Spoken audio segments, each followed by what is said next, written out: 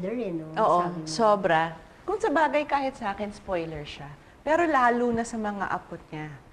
Kahit yung mga ate ko, tinutukso na siya na kapag halimbawa yung mga anak nila, kasi syempre mas matatanda sila yung anong tigas ng ulo or kung gaano pa sila kakulit, kung ano yung maibibigay mo, talagang ibibigay mo. Yung dad ko naman super disciplinarian.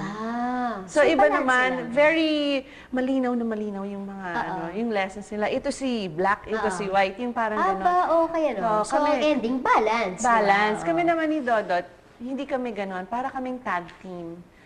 Kung halimbawa minsan, ako yung nakakita or ako yung magdidiscipline, siya naman yung, kasi kayo naman. Kasi ako yung, tama na yan, ganyan, di ba? Tapos minsan naman, ay, pagod na akong magalit, ikaw naman. Nagpapalit-palit kami, pero palagi kaming magkakampi. Never namin pinapakita sa mga bata yung, uy, huwag na magalit, okay lang yun. Parang good cup, bad cup. Hindi kami nagkaganon. So, kailangan iisa ang sinasabi ninyo. Yes. Pero are you raising your children the same way your mother did? Yes and no. Pero siguro iba din kasi yung relationship ng mother sa daughter tsaka mother sa son. Different pag ganon, pero similar in a lot of ways. Kasi palagi akong kasama ng mami ko noon eh. Yung mga bata nung ganong age. Kare-kare ka talaga nila. Oo, kahit saan siya pumunta. Minsan sa office, nasa office siya, nakaupo ako doon, naghihintay lang. After office, pupunta siya sa supermarket, kasama ako. Kahit sa mga rally, sinasama niya ako. Saan kabaliktaran kayo naman all girls? Kami naman all girls. 5 girls. Kasi mga anak mo naman lalaki. Puro boys. Oo, kaya siguro tuwan-tuwa rin si Mami Tingting. Oo, pero yung daddy ko, every time na mga kami boy, sa akin na lang pwede. Hingi-hingi? Pwede bang kuhaan ko na lang yan? Kasi wala na eh. Ganun siya. Oo nga naman. Kasi so every boy, ito pwede na. Dad, ano ba? ito pwede na. Pangatlo na yan eh. Dad, ano ba? Na baka pwede namang kanila na. Naku, nakakatuwa naman sila. As if, di ba? Oo, parang naman pwede yan. Are you the type of mom na, halimbawa, sa assignment ng mga anak mo, medyo nandun ka rin to guide them? Ganyan. Dati, ganon.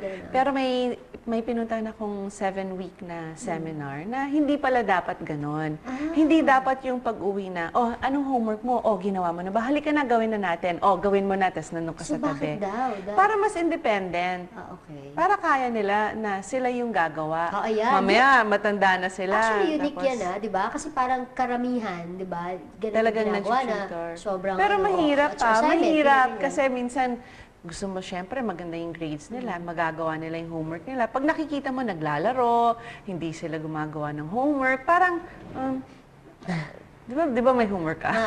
Sumisimple ka na lang. Sumisimple ka, pero mali, di ba? Mahirap sumubok ng ibang styles na hindi natural sa'yo. Pero wala naman kasing perfect sa atin. Yes, And, as a parent, yung goal mo, yung every generation is an improvement of yours. So gusto ko naman, yung mga kids ko, mas marami silang ma-achieve, mas mataas yung maabot nila. Di ba, yung dream mo para sa mga anak mo. So, para sa akin, kailangan i-improve ko yung sarili ko para may maituro ako sa kanila.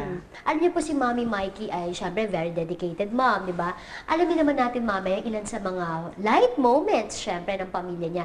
Paano ba sila nagbabanding? At pag-usapan din natin ang best winning moments niya bilang equestrian sa pagbabalik po yan ng Moments.